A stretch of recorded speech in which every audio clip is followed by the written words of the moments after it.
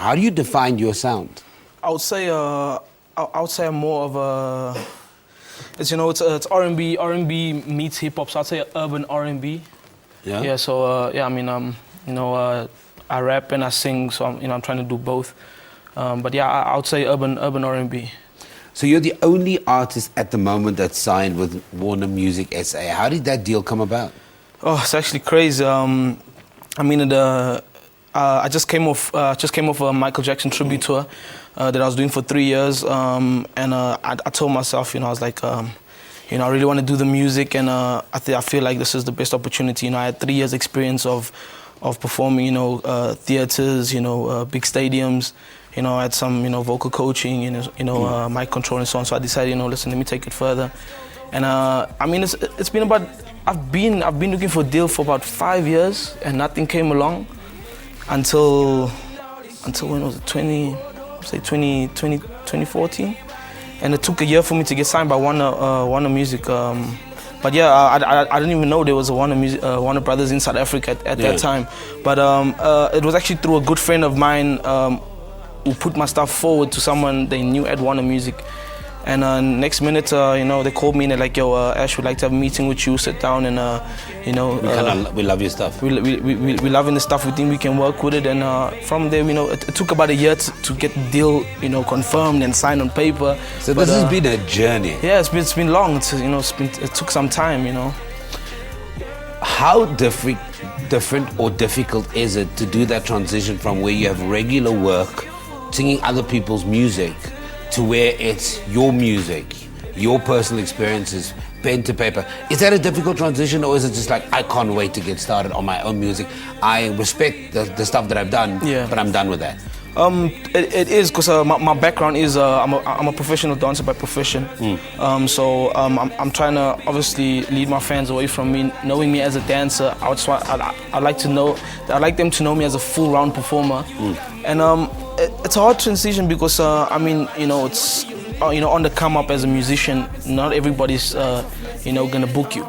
Unless you got some hype around your name or something, but it's rough. But I mean, this is the lifestyle we want, and it's the lifestyle we want to live. So much better journey, though. It's way better.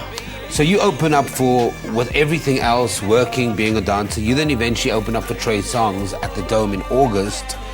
Talk to me about that experience. How did that come about? That's actually I was chilling at home, and there was something said in the pipeline by my label Warner, saying that I could possibly open for Trey Songs when he comes here, but it's not confirmed.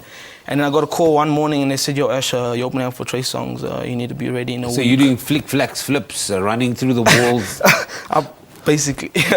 But man, it was like the most dream come true. Just got my first major record label deal, and next minute opening for a major artist, which he's also we under the same stable, Warner Brothers. So I mean, opportunities are there, to go further in the music and obviously make a living. To still take me back just to growing up, because we start this interview by saying that you grew up in a very rough neighborhood. Yeah. What set Ash apart from the beginning to say that, I'm not going to be part of this?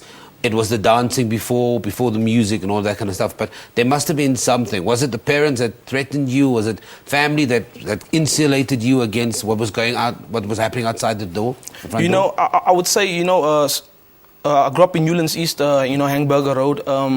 It's just that when you live in a small city, like a small area like that, I didn't know anything besides Newland's East. And obviously, at that time, gang violence, you have an option to either, work in, Checkers or Truworths, or you're going to be a gangbanger on the streets. And I just didn't know anything besides that. And, once I left Johannesburg City, I found out, that I could actually make something and make a living with the talent that was given to me. And, I kind of like put everything into my dancing and my music to try to get my mind off other things. I mean, at times, most teenagers, life is hard. I mean, no matric certificate, never completed school. So, my opportunities is not like, I don't really have much options out there. So, you know, I kind of just put all my energy into my music and my dancing and made sure that, listen, if I do this, I'm going to have to do this right and make sure I can make a living out of it.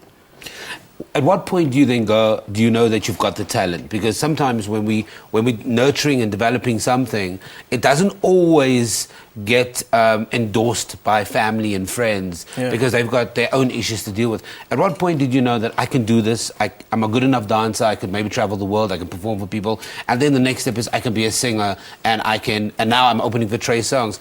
At what point did you reaffirm that I've got this talent?